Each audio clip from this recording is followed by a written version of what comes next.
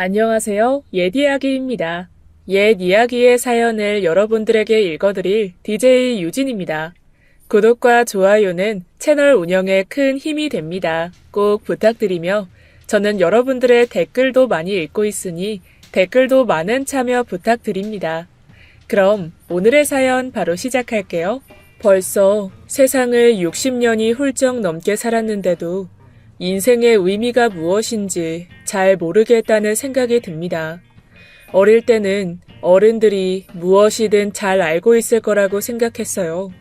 막상 성인이 되는 나이를 지나고 나서야 나이만 먹는다고 뭐든 알게 되는 게 아니란 걸 알았죠. 20대에는 30대가 그렇게 멀게만 보였고 30대엔 40대가 40대엔 50대가 그래도 뭔가 깊이가 다르고 삶의 태도가 다를 거라고 생각하곤 했습니다. 그런데 참 허무하게도 막상 그 나이가 되어보면 제가 생각했던 것과는 달리 아는 것도 할 수 있는 것도 부족하더군요. 무엇보다 마음대로 세상이 사라지지 않는다는 게 가장 큰 좌절감이었죠. 저는 정해진 운명이니 팔자니 그런 것들을 믿지 않는 편입니다. 그러나 어느 순간부터는 그런 것들을 차라리 있다고 생각하고 이 모든 게 내 팔자려니 생각하는 게 마음이 편하기도 하더군요. 그렇게 팔자 타령이라도 하지 않으면 모든 것이 다 제 잘못인 것 같아서 도저히 견딜 수 없는 순간들도 많았기 때문입니다. 전 23세 남편을 만나 결혼했어요. 꼬맹이 시절에야 23이면 다 큰 어른이고 시집도 가는 나이니 굉장히 지혜롭겠다 싶었지만 막상 그 나이에 시집을 가고 보니 현실은 제 환상과는 너무나도 달랐습니다. 지금 생각해보면 너무나도 젊고 어린 나이였는데 이미 시집을 갔으니 어디에 하소연도 못하고 그냥 결혼 생활이 그런 것이겠거니 하고 어렴풋이 짐작하는 방법밖엔 없었어요. 시집간 첫날부터 남편의 손찌검은 시작되었죠. 수시로 이어지는 남편의 폭력에 저는 속수무책으로 당할 수밖에 없었습니다. 술만 들어갔다 하면 어김없이 폭력으로 이어지는 남편의 술버릇을 알았더라면 아무리 좋은 자리라 하더라도 절대 결혼하지 않았을 겁니다. 그런데 당시에는 뭘 알았겠어요. 이미 남의 집 식구가 된 이상 출가 외인인 제가 다시 친정에 돌아가는 건 상상할 수도 없는 일이었죠. 그렇게 버티고 버텨내던 저는 딸아이를 낳게 되었습니다. 자식이 생기면 그나마 남편의 폭력이 덜해질 거라고 믿었습니다. 하지만 남편을 자극하는 또 다른 빌미를 주게 되었더군요. 어디서 계집애를 낳아놓고 유세를 떨 생각을 해? 건방진 것. 아들이라도 하나 낳아놓고 고개를 빳빳이 들던가. 뭘 잘했다고 대들길. 술을 먹고 또다시 매질을 하는 남편을 두 눈 똑바로 뜨고 쳐다봤다는 이유로 저는 정신이 나갈 때까지 얻어맞아야 했습니다. 더는 견딜 수 없다는 생각이 들었을 때 전 달아나야겠다고 생각했어요. 이렇게 살다가는 맞아 죽을 수도 있다는 두려움이 엄습해 왔던 거죠. 그러나 그때는 아무런 돈도 없었고 남편에게서 도망쳐 홀로 아이를 키운다는 건 상상하기도 힘든 일이었습니다. 딸을 굶어 죽게 하느니 그래도 벌이가 있는 남편에게 있는 게 낫겠다 싶어 전 이를 악물고 울음을 참으며 홀로 집에서 도망쳤죠. 4살배기 딸아이는 아무것도 모른 채 손가락을 빨며 술에 취해 잠든 아빠 곁에 함께 잠들어 있었습니다. 전 그렇게 지옥으로부터 달아났어요. 집을 나온 뒤 저는 갖은 고생을 다 했습니다. 친정으로 돌아갔다가는 친정 아버지에게 날벼락이 떨어질 것이 무서웠어요. 그보다 더 무서운 건 분명히 저를 다시 남편에게 돌려보내는 것이 두려웠죠. 전 고향을 등지고 도시로 올라와 새로운 삶을 시작하기 위해 안간힘을 썼어요. 가방끈도 짧고 딱히 기술이 있는 것도 아닌 제가 도화지에서 제 한 몸 건사하기란 쉬운 일이 아니었습니다. 전 닥치는 대로 일을 하며 굶어 죽지 않기 위해 최선을 다했죠. 건물 청소, 부잣집 파출부, 식당 청소 등 해보지 않은 일이 없을 지경이었어요. 그렇게 일해서 조금씩 돈도 모으고 생활도 안정이 되어갈 무렵 전 집에서 달아난 지 3년이 지났다는 걸 알고는 딸에 대한 그리움이 사무쳤습니다. 그냥 맞아 죽는 한이 있더라도 딸 얼굴은 한 번은 봐야겠다는 생각이 들었어요. 집으로 돌아간 저는 담벼락 밑에 숨어 집안을 몰래 들여다보았죠. 제가 있던 자리에는 이미 새로운 여자가 들어와 살고 있었습니다. 엄마, 나 사탕 먹어도 돼? 아직 안 돼. 너 밥 먹기 전에 사탕 먹었다간 엄마한테 혼난다. 여느 모녀가 그러하듯 자연스럽게 재롱을 떨고 으름장을 놓는 모습이 보였어요. 딸아이는 그 여자가 자신의 엄마라고 아는 듯 했습니다. 두 사람의 모습을 보고 있노라니 뭐라 설명할 수 없는 감정이 밀려오는 것을 느꼈습니다. 제가 있어야 될 자리에 다른 여자가 있고 내 아이를 자신의 아이로 받아들여 키우는 여자, 내 딸이 엄마라고 부르는 여자에 대한 약간의 적개심과 더 많은 고마움 같은 것들이었죠. 버리듯 떠나온 내 딸이 제대로 된 보살핌조차 받지 못하고 저보다 더 힘든 삶을 살고 있을까봐 얼마나 걱정했던죠. 그런데 그런 제 딸을 알뜰살뜰 보살펴주고 있는 여자를 보자 안도하면서도 한편으로는 부럽고 샘나는 마음도 없지 않았습니다. 그때의 저는 이 집이 달아나고 싶은 지옥일 뿐이었는데 그 여자는 편안한 안식처인 것처럼 몸도 마음도 평온해 보였어요. 솔직히 아이의 새엄마는 폭력을 전혀 당하지 않은 사람처럼 보여서 왜 나한테만 그랬던 건가 하는 의구심이 들었던 것도 사실입니다. 남편에 대한 원망스러운 마음이 한 번 더 밀려 올라오더라고요. 전 다시 한번 아이를 바라보았습니다.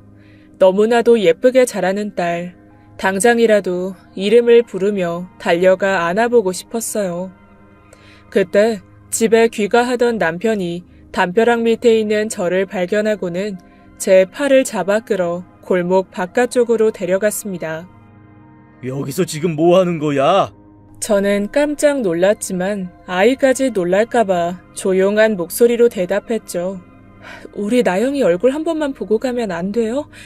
그래도 내 딸인데 한번 안아보고라도 갈게요. 이런 정신 나간 여자를 봤나? 자식 새끼 내팽개치고 바람 들어서 집 나간 주제에 어딜 감히 애를 보겠다는 거야? 애 가슴에 대목 박을 일 있어? 내가 무슨 바람이 들어서 나갔다 그래요? 당신이 나한테 어떻게 했는지 몰라서 그래요? 그래, 내가 너한테 어떻게 했다고 치자.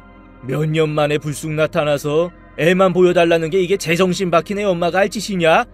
나영이 지금 새엄마가 지 엄마인 줄 알고 잘만 살고 있어. 네가 나타나서 친엄마니 뭐니 하면 나영이가 어떻게 될 것 같아? 애한테 혼란만 줄 뿐이야. 그냥 가. 다시는 우리 앞에 나타나지 말고. 저는 더 이상 아무런 말도 하지 못하고 그대로 물러날 수밖에 없었어요. 무엇보다 하나뿐인 딸이 저렇게 예쁘게 잘 자라고 있는데 딸에게 상처 줄 행동을 하는 건 정말 더 큰 죄를 짓는 거라고 생각했기 때문이죠. 그렇게 저는 딸을 2번 버리고 등을 돌린 채 그 집을 떠났습니다. 다시 돌아온 저는 제정신이 아니었어요. 차라리 보러 가지 말걸. 그랬을까 싶을 만큼 7살이 된 딸은 귀엽고 사랑스러웠습니다. 힘들어도 버텼어야 했구나 싶은 생각이 들어 가슴을 치기도 했죠. 그러나 이미 다 지나가 버린 일을 되돌릴 수는 없었어요. 저는 딸아이를 입기 위해서라도 미친 듯이 일을 하게 되었죠. 정말 여자가 할 수 있는 일 중에서 술 따르는 일만 빼면 안 해본 일이 없을 정도였습니다. 그러다가 당시 서울과 수도권 여기저기에 불어닥친 아파트 건설 바람으로 저는 공사장을 쫓아다니며 한바집 주방에서 일하게 되었어요. 다행히 손맛이 좋아서 손님들에게 칭찬을 많이 받고 공사장 한바집 일거리가 밀려있을 정도로 인기가 좋았습니다. 그렇게 한바집 일을 따라다니며 하다가 모아둔 돈으로 공사장마다 한바집을 차려 직접 운영하기에 이르렀죠. 보통 1년 반에서 2년 정도 걸리는 것이 아파트 공사이다 보니 한번 자리를 잡으면 돈 버는 데는 크게 어려움이 없었어요. 다른 한바집보다 음식도 맛있고 양도 푸짐하다고 소문이 나서 제 한바집은 늘 인산인해를 이루었죠. 그러면서 공사장 현장의 소장과 친해지게 되었어요. 다른 지역에 공사를 맡게 되었는데 그쪽에도 한바집을 내달라고 권유하더군요. 옮긴 지역에서도 돈을 꽤 벌게 되었어요.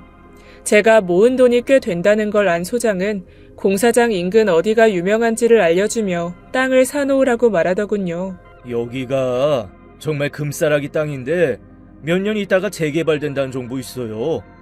벌어놓은 돈도 많을 텐데 땅에다 투자하는 게 제일 낫답니다. 제가 뭐 그런 쪽으로 아는 게 있나요? 무식한 사람이 괜히 남의 말만 듣고 뛰어들었다가 잘못되면 어떡해요. 이거 다른 사람들한테 제가 잘 알려주지도 않는 정보예요. 나도 일가친척 돈 다 끌어가 살 수 있는 땅만큼 다 사뒀어요.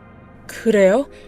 정말 그 정보가 믿을 만한 정보일까요? 국토부에 있는 지인이 극소수 사람들한테만 알려준 정보예요. 속을 일 없으니까 그냥 믿고 한번 투자해 보시라니까요. 딱히 큰 돈을 쓸 데도 없던 저는 망설이다 소장의 말대로 그 땅을 사버렸어요. 그게 나중에 그렇게 더 큰 돈으로 돌아올지 그때 저는 상상도 못했었죠. 저는 돈 버는 일, 그리고 딸을 걱정하고 그리워하는 일로 제 삶을 꾸려 나갔습니다. 하나뿐인 딸은 예쁘고 사랑스럽게 자라나고 있었어요. 도저히 보지 않고는 살아갈 자신이 없더군요. 그렇게 정신없이 일하는 중간중간 저는 가끔씩 딸을 몰래 보러 가곤 했습니다. 딸은 하루가 다르게 커갔죠. 되도록 남편의 눈에 뜨지 않으려 아주 먼 발치에서 볼 수밖에 없었지만 그래도 쑥쑥 자라는 딸의 의젓한 모습에 늘 마음이 뭉클하곤 했었습니다. 시간이라는 녀석은 언제나 붙잡으려고 하면 쏜살같이 도망가고 포기하려고 하면 제 곁에부터 끈질기게 하루하루를 재촉하더군요. 무심할이 많지 빠르게 시간이 흘러갔습니다. 제가 집을 떠나온 지도 어언 30년이 훌쩍 넘어가고 있었어요. 한바집을 처음 시작한 것이 30대 초반이었는데 어느덧 제 나이가 50대가 되고야 말았습니다. 4살, 7살 배기 꼬마였던 딸은 쑥쑥 자라 29이라는 나이에 시집을 갔습니다. 남편은 딸아이의 결혼조차 알려주지 않았어요. 가끔 제가 보내주는 용돈을 요긴하게 받아쓰던 시누이가 알려준 정보였죠. 언니, 나영이 시집 간다는 소리 오빠한테 못 들었죠? 우리 딸이 시집을 가요? 정말요? 얼마나 좋은 남자 만났는지 동네에 소문이 자자해요. 하기야, 우리 나영이가 좀 예쁘죠. 야무지고 똑똑한 건 두말할 나위도 없고. 시댁 쪽에서 우리 나영이를 엄청나게 좋아하는 모양이에요. 걔가 보통 애예요. 누가 봐도 좋아하지 않는 게 이상한 애지. 시누이도 하나뿐인 조카가 사랑스러웠는지 좋은 집안으로 시집을 잘 가게 되었다는 사실에 입이 귀에 걸려 있었어요. 전 남편을 떠나온 이후에도 종종 시누이와 연락을 하고 지냈습니다. 당시 시누이는 형편이 몹시 어려웠는데 남편이 새로 만난 여자와는 사이가 좋지 않았던 모양입니다. 하나뿐인 오빠에게 손을 벌리고 싶은데 새 올케는 그런 면에서 굉장히 단호했던 것이죠. 전 하나뿐인 딸의 정보를 얻고 싶은 마음에 남편 모르게 해달라며 시누이에게 부탁해 딸의 정보를 듣게 되었어요. 종종 넉넉한 액수의 용돈을 보내면서 말이에요. 시누이는 남편과 제가 결혼해서 살 때 제가 얼마나 고생하면서 살았는지 잘 알고 있던 터라 저에 대한 반감이 심하지 않았어요. 무엇보다 새 올케가 마음에 들지 않았던 탓도 컸겠죠. 저는 제가 떠나지 않고 끝까지 버텼더라면 내 딸 결혼식 혼주석에 다른 여자가 아니라 제가 앉아 있었으리란 생각으로 몹시 가슴이 아팠습니다. 그래도 어쩌겠어요. 이미 지나간 일은 지나가 버린 것을요. 제가 짊어져야 할 죄의 무게인걸요. 전 결혼식장에 가야 하는지 말아야 하는지 도무지 판단이 서지 않았어요. 그래도 마음을 고쳐 먹었죠. 하나뿐인 딸의 결혼식마저 못 본다면 평생 두고두고 후회할 것만 같았거든요. 시누이가 말해준 대로 몰래 결혼식장에서 본 딸은 정말 예뻤습니다. 사위는 대전소재연구소 직원이라고 하더군요. 비록 혼주석에 제가 앉아있지는 못했지만 남부럽지 않은 환경에서 결혼하는 딸의 모습이 참으로도 행복해 보였습니다. 시누이의 말을 통해 딸의 신혼집 위치를 알게 된 저는 이사를 하기 위해 부동산을 정리했어요. 오래전 현장 소장이 사놓으라고 했던 땅값이 엄청나게 올라 시세로 몇십억 수준이 되었던 겁니다. 전 어마어마한 돈을 보고 놀라지 않을 수 없었어요. 전 그 돈을 함부로 쓸 수가 없었습니다. 남은 돈을 전부 적금에 넣고 딸 집에서 5분 거리에 집을 얻었죠. 내 몸 하나 누일 정도의 작은 집이었습니다. 가끔이라도 우연히 딸을 볼 수 있기를 바라는 마음이었어요. 실제로도 거리에서 마주친 적도 4-4번 있었죠. 얼마나 설렜는지 모릅니다. 종종 몰래 딸 집 근처를 서성이다 나오는 딸을 보고 숨은 적도 있었어요. 세월은 참으로도 무심하게도 흘러만 갔습니다. 딸은 이듬해 자기를 쏙 빼닮은 딸아이를 낳았죠. 여전히 딸은 저에게 어린애에 불과한 것처럼 생각이 들었는데 애가 애를 낳았구나 싶어 무척 가슴이 먹먹하더군요. 당장이라도 달려가 딸과 손녀딸을 꼭 끌어안아 보고 싶은 마음뿐이었어요. 그러나 어디에도 제가 설 자리는 없었습니다. 전 그냥 멀찌감치해서 나영이의 손녀딸이 외출할 때마다 그 모습을 지켜보는 걸로 만족했습니다. 더 이상 무엇을 바랄까 싶었어요. 비로소 손녀딸이 4살쯤 되었을 때 전 그 어린 손주를 보며 가슴이 찢어지도록 아팠습니다. 제가 딸아이를 떠났을 때가 그 아이 나이 딱 그 정도 됐을 때였으니까요. 전 딸아이가 저와는 다른 인생을 살고 있다는 것만으로도 기쁘고 행복했어요. 좋은 남편 만나 사랑받고 사는 것 같아 얼마나 기뻤는지 모릅니다. 하지만 그 평온한 행복도 오래 가지는 못하더군요.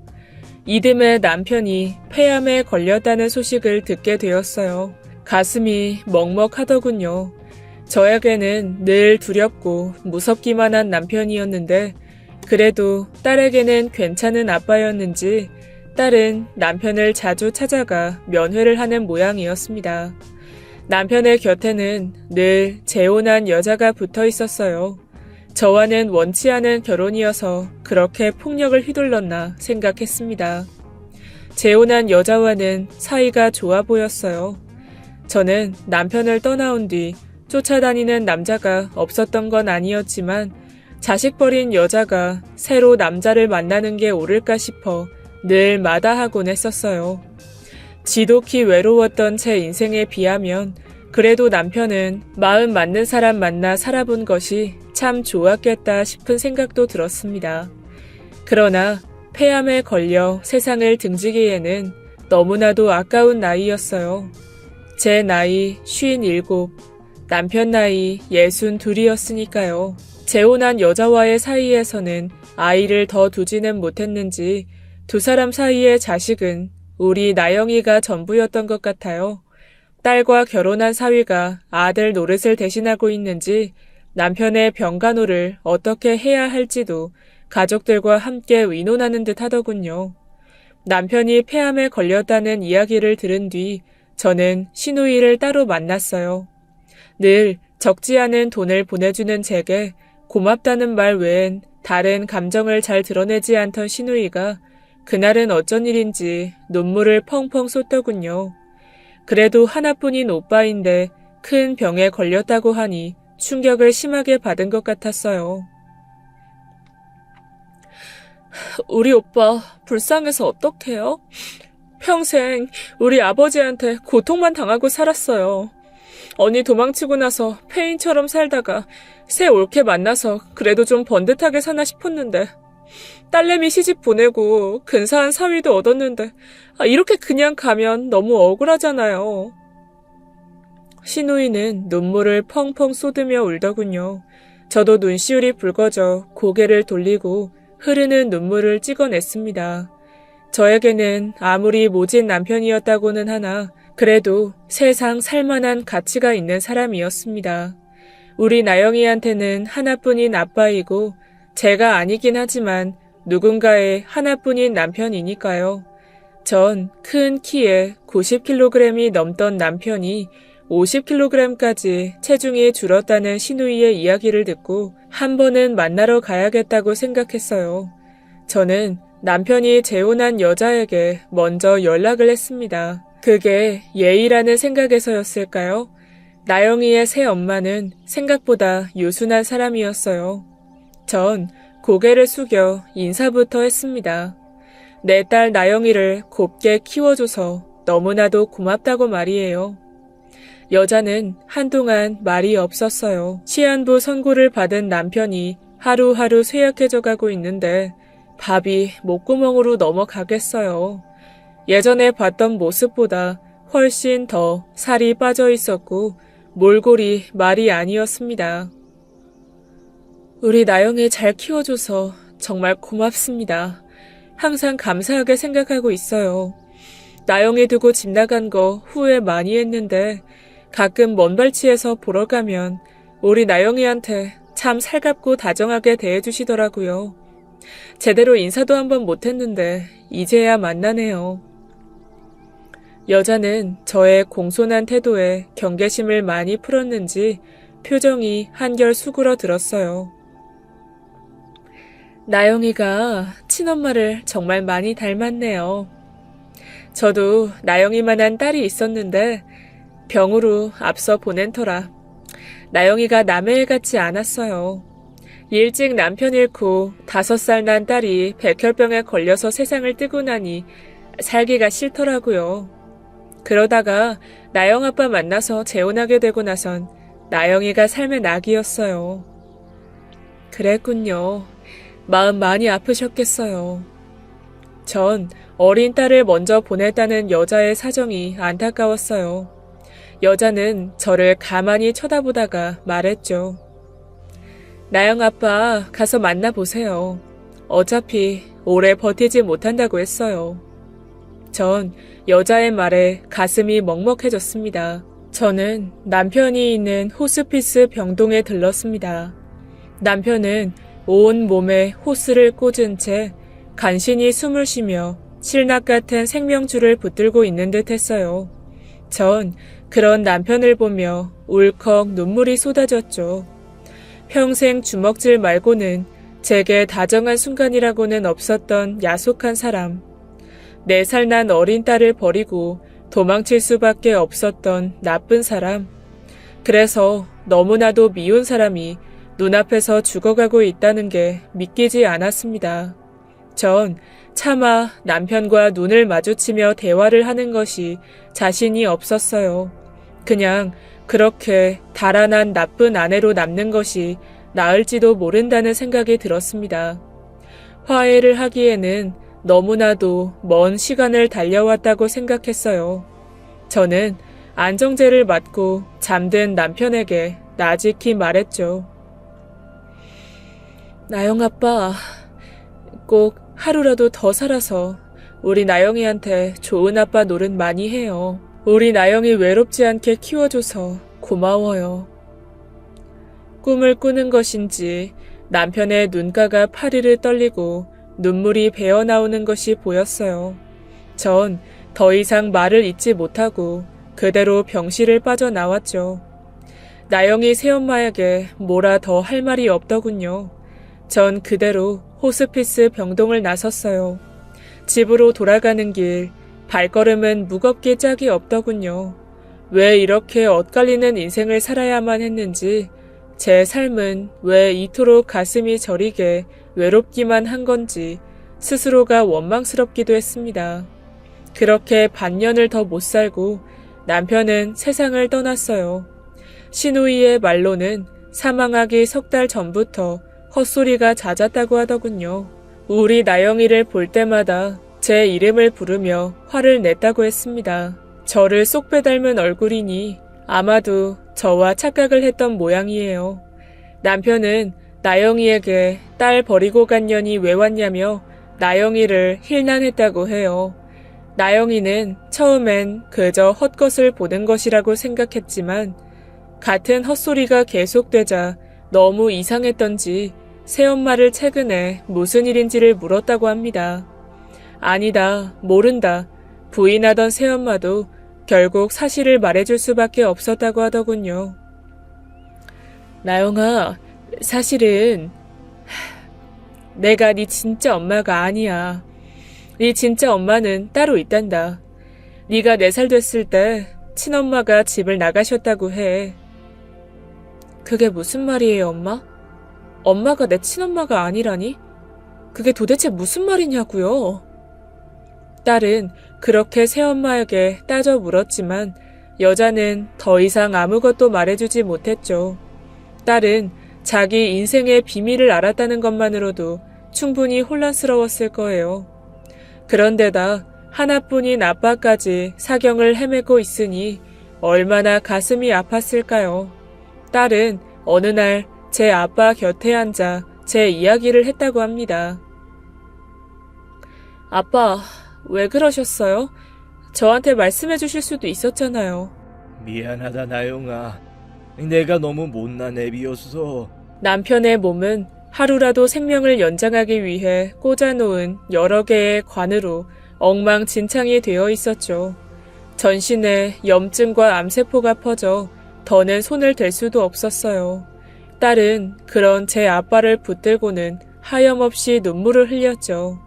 남편도 평생 원망했던 저의 존재를 딸이 알게 되었다는 걸 알고부터는 정신적인 충격이 컸는지 한동안 무척 힘들어했다고 하더군요. 사망 직전에는 선망을 보며 헛소리를 많이 했고 특히 저를 많이 원망했다고 합니다. 그 사람에게 저는 달아나버린 여자에 불과했는지도 모르겠어요. 그게 더욱 서글프게 느껴지더군요.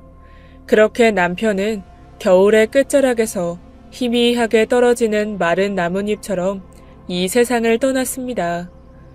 부고를 들었을 때 전 너무 기가 막혀서 입술을 꾹 다문 채 눈물을 흘렸어요. 세상 만사 모든 것이 허무하다는 생각에 가슴이 아팠습니다. 시누이의 말로는 남편은 불우하게 자랐다고 해요. 술만 취하면 아내와 자식들을 두들겨 패고 집안을 때려 부쉈던 남편과 시누이의 아버지, 저의 시아버지는 그야말로 폭군이었던 거죠. 어린 시절부터 아버지의 폭력을 그대로 감당해야 했던 남편은 어린 시누이를 감싸 안으며 늘 다짐했다고 해요. 절대 아버지처럼 되지 않을 거라고. 그러나 어느 날 술을 마시기만 하면 살림을 부수는 자기 자신을 보며 엄청나게 당황했다고 하더군요. 결국 그 사람도 불쌍한 사람이었다는 생각에 전 지나온 서러운 인생을 통틀어 남편만큼은 마음 깊이 용서하기로 마음 먹었습니다. 이미 이 세상을 등진 사람을 미워한다고 한들 저에게 남는 것은 아무것도 없다는 생각이 들더라고요. 미움도 서름도 다 내려놓고 고인의 명복을 빌어주는 것 말고는 제가 할 수 있는 일이 더는 없었습니다. 남편의 장례식장에서 저는 세상이 다 무너진 듯 오열하는 나영이 새엄마를 다독이고 견딜 수 없는 슬픔에 잠긴 나영이의 등을 쓰다듬어 주었어요. 시누이 말고는 가족이나 일가 친척이 없는 남편의 장례식은 초라하리만치 조촐하게 치러졌죠. 저는 주변 인맥을 다 동원해 장례식장의 화환을 가득 채워 놓았어요. 부디 가는 길이라도 꽃길을 걷기 바라는 심정이었죠. 그렇게 남편이 세상을 뜨고 난 뒤 한참의 시간이 흘렀을까요? 나영이는 새 엄마와 시누이인 자기 고모에게 친엄마 이야기를 많이 물어본 모양이었어요. 저도 이제 어린애가 아니고 다 자란 성인이에요. 게다가 결혼도 했고요. 제 친엄마가 어떤 분인지 알아야겠어요. 알려주세요. 얼굴로 기억이 안 날 텐데 굳이 만나서 뭐 하려고 그러니? 친엄마가 너를 만나지 못할 만한 상황일 수도 있는데 그런 것도 고려해주는 게 딸의 역할 아니겠니? 제 친엄마가 저 만나기 싫으시다고 해요? 그럴 리가 있겠니? 우리 조카가 어떤 예쁜 딸인데 절대 그렇지 않아. 실은 고모하고는 그동안 연락을 하고 지냈어. 고모? 그게 정말이에요? 그럼 고모는 다 알고 계시면서 저한테 아무런 말씀도 해주지 않으셨던 거예요? 나영이는 그간 제가 시누이를 통해 본인의 소식을 끊임없이 전달받고 주변을 맴돌았다는 이야기에 깜짝 놀랐다고 합니다. 엄마라는 사람은 그저 자신을 떠나 도망쳐버린 여자인 줄 알았는데 앞에 나서지도 못하면서 삶의 중요한 순간들마다 보이지 않게 와 있었던 것이죠. 딸은 결혼식까지 몰래 와서도 아는 척을 하지 못하고 돌아서야 했던 제 이야기를 듣고 눈물을 펑펑 쏟았다고 하더군요. 그렇게 남편이 죽은 지 몇 달 후 저는 시누이와 함께 딸을 만나게 되었어요. 딸아이를 그토록 가까이에서 볼 수 있다니 저는 설레는 동시에 두려웠어요. 딸이 저를 싫어하면 어쩌나 차라리 만나지 않는 편이 나을까 싶었죠. 그러나 가까이에서 만난 딸은 너무나도 예쁘게 자라 있었습니다. 제 아빠가 저와 헷갈릴 정도로 저를 빼다 박은 것도 어쩜 그리 똑같은지요. 딸은 한참 동안 제 얼굴을 똑바로 쳐다보고 있었어요. 저는 차마 고개를 들지 못하고 식어가는 커피잔만 쳐다보고 있었습니다. 왜 절 버리고 떠나셨어요? 미안하다. 너무너무 미안해. 아무리 힘들어도 그렇지 어떻게 자식을 버리고 도망가요? 나영아, 난 있잖아. 고모한테 무슨 일이 있었는진 들었어요. 아빠가 많이 때리셨다면서요. 저는 순간 입을 꾹 다물고 더 어떤 말도 하지 못했어요. 세상을 떠난 지 얼마 되지 않은 사람을 힐난하는 건 예의가 아니라는 생각이 들어서였죠. 네 아빠가 그렇게 나쁜 사람은 아니야. 네가 잘못 알고 있는 거야. 고모는 왜 애한테 쓸데없는 소리를 하고 그래요? 내가 뭐? 언니 편 들어주려고 그런 말 했겠어요? 있는 사실 그대로 말한 거지. 눈치 없는 시누이는 입을 삐죽거리며 언니하고 결혼하기 전에는 내가 두들겨 맞았었는데 뭘. 지금 만난 새언니한테 덜한 거지. 하고 투덜거리더라고요. 딸은 그런 고모의 말, 그걸 부정하는 저를 번갈아 쳐다보더니 착잡한 듯 한숨을 내쉬었어요. 이해해요. 그렇게 도망치신 거. 만약에 저라고 해도 그랬을 것 같아요. 그땐 너무 옛날이니까 여자 혼자 아이를 데리고 도망칠 수도 없는 상황이었겠죠. 저는 더 이상 아무 말도 하지 못한 채 딸의 눈치만 살필 수밖에 없었어요. 그렇게 우리는 셋이 마주 앉아 뜨거운 커피가 차갑게 식을 때까지 이렇다 할 대화도 제대로 나누지 못한 채 눈치만 보다가 일어섰습니다. 딸은 끝까지 제게 엄마라고 부르지 않더군요. 전 그게 못내 서운했지만 어쩔 수 없는 일이라는 걸 잘 알고 있었어요. 이후 한 달에 한 번 정도는 딸에게 전화가 왔죠. 그때마다 너무나도 고마웠어요. 돈이라도 원 없이 주고 싶었지만 딸은 완강히 거부하더군요. 아무것도 해줄 수 없는 것이 너무나도 안타까웠지만 딸의 고집을 꺾을 수는 없었어요. 딸은 마치 그간 본인 곁에서 떠나 있었던 세월을 돈으로 메울 생각 말라는 뜻인 것 같았어요. 그래도 제 마음은 그게 아닌지라 시누이를 통해서라도 소소한 용돈이라도 주고 싶었습니다. 그러나 그마저도 눈치 빠른 딸이 시누이가 주는 돈이라면 한사코 거부하는 탓에 제대로 용돈 한번 줄 수가 없었죠. 그렇게 3년이라는 세월이 흘렀어요.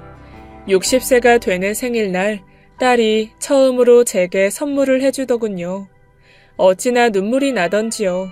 예쁘게 포장된 고운 빛깔의 스카프와 단정한 모양의 단화, 제 발 사이즈는 어떻게 알았는지 맞춘 것 마냥 발에 꼭 맞더라고요.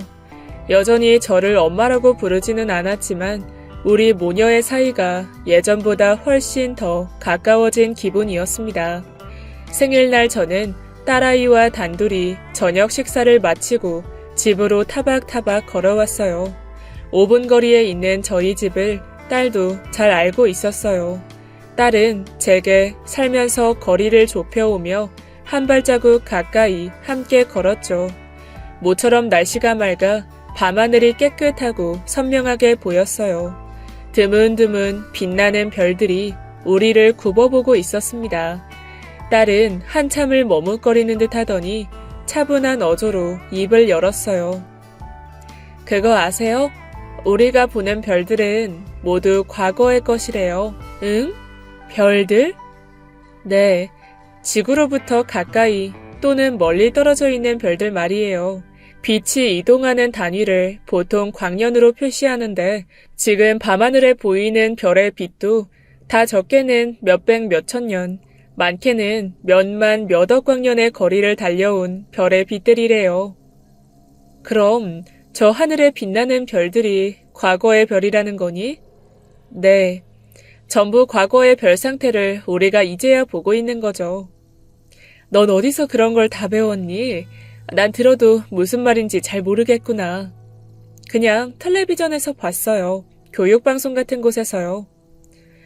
저 하늘의 별들에게 그런 사연이 있는지는 몰랐네. 저는 신기한 듯 하늘을 올려다보며 별을 눈으로 찾았고 딸은 그런 저를 담담한 표정으로 바라보고 있었어요.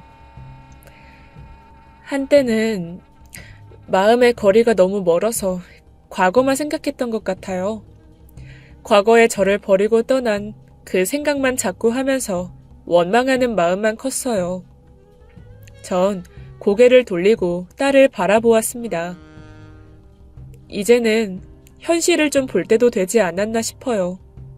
전 이내 그것이 저를 두고 하는 이야기였다는 걸 알았습니다. 저와 마음의 거리를 많이 뒀던 딸이 제 과거의 잘못만 생각했다는 뜻이었죠. 여전히 엄마라고 부르지는 않았지만 저는 딸과 저의 거리가 많이 가까워진 것을 느꼈어요. 그게 어찌나 행복하던지요. 사랑하는 딸을 위해서 뭔가 해줄 수 있는 게 없을까 늘 궁리하고 고민했죠.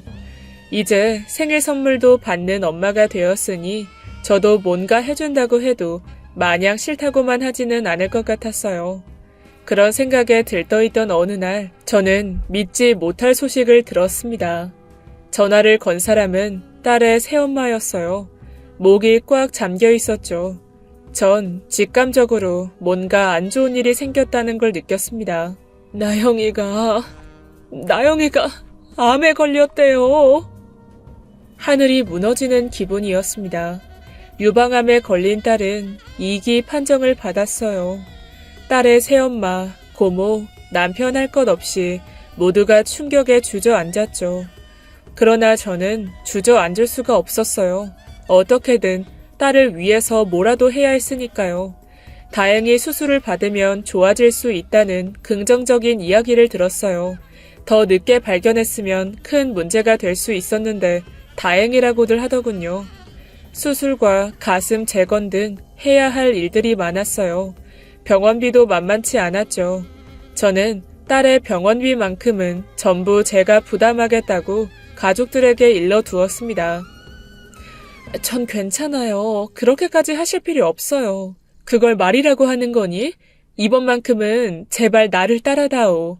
내가 이런 것도 도와주지 못하면 나중에 저승 가서 네 아빠 볼 면목도 없고 가슴에 한이 맺혀서 나도 오래 못 산다. 제발 부탁이니 이번만큼은 내 말대로 하자. 딸은 한동안 말이 없었어요.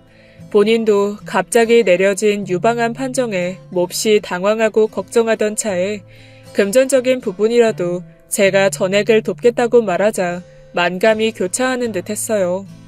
저는 국내에서 제일 좋다는 병원 택시를 잡고 딸은 수술에 바로 들어갔습니다. 상당한 돈이 들었지만 하나도 아깝지 않더군요. 다행히도 수술은 잘 됐습니다. 생존율 90%라는 말을 듣고 얼마나 안도했는지 몰라요. 하지만 수술이 끝났음에도 아직 넘어야 할 산은 많이 남아 있었습니다. 고통스러운 항암 치료가 시작된 것이죠. 전 딸아이의 항암 치료 간병을 나영이의 새 엄마와 번갈아 가면서 도맡기로 했어요. 교대로 나영이를 돌보면서 집안일도 돕기로 한 것이죠. 다행히 나영이 새엄마는 마음이 따뜻하고 상대방을 잘 이해하는 사람이었어요. 어린 시절 나영이를 버리고 떠났다 하더라도 친엄마라는 걸 충분히 인정하고 받아들이는 눈치였죠. 전 그런 나영이 새엄마에게도 고마운 마음이 들었습니다. 나영이의 신혼집, 나영이 새엄마가 혼자 사는 집까지 깔끔하게 살림살이를 정리하고 나영이를 돌볼 때는 지극정성으로 곁을 지켰습니다. 딸은 제대로 잠도 못 자고 자기를 돌봐주는 제게 고맙다는 말을 하더군요. 고마워요. 이렇게까지 안 해주셔도 되는데. 행여라도 그런 말 마라. 네가 이렇게 아픈데 내가 외면한다는 거는 이제 상상도 할 수 없는 일이야. 너에게 큰 상처 준 거 그때 그걸로 충분하다고 생각한단다. 그러니 나에게도 기회를 좀 주렴. 내가 그래도 너한테 엄마이기는 했다는 거. 나도 한 번은 할 도리를 하고 가야 죽을 때 편하게 눈 감을 수 있지 않겠니? 딸은 조용히 고개를 끄덕이더니 이내 온몸이 아픈지 사지를 뒤틀었어요. 항암 치료를 하면서 구토 증상 때문에 뭘 제대로 먹지 못해서 기력이 쇠하고 있었죠. 전 딸을 위해서라면 뭐라도 할 준비가 얼마든지 되어 있었어요. 항암 치료가 2차까지 진행되자 딸의 머리카락은 한 움큼씩 빠지기 시작했습니다. 그 모습을 지켜보던 제 가슴은 구멍이 숭숭 뚫리는 느낌이었어요. 젊고 예쁜 내 딸이 어쩌다 이렇게 무서운 병에 걸려서 고통을 겪나 하는 생각에 잠도 오지 않았습니다. 딸의 몸은 점점 붓기 시작했고 급기야 머리를 밀기에 이르렀죠. 경과가 좋다고는 하나 고통스러운 건 사실이었어요. 금전적인 지원을 한다고는 하나 그건 말고는 더 해줄 수 있는 게 없었습니다. 어느 날 딸은 거울을 달라고 했어요. 자신의 삭발한 머리를 보더니 충격을 받은 듯 아무 말도 하지 않았습니다. 제 아빠를 암으로 잃었는데 자기까지 암에 걸렸다는 게 받아들이기 힘든 일이었겠죠. 그날 전 백화점에 가서 예쁜 모자를 잔뜩 샀어요. 장꽃 무늬가 가득 담긴 머리 두건부터 포근하게 머리를 감싸줄 비니, 외출할 때 쓸만한 모자들을 종류별로 구입했죠. 그리고는 미용실에 들러 머리를 삭발해달라고 요청했습니다. 미용사가 당황하며 어쩔 줄 몰라 하더군요. 우리 딸이 암에 걸려서 항암 치료를 받고 있는데 최근에 머리를 밀었거든요.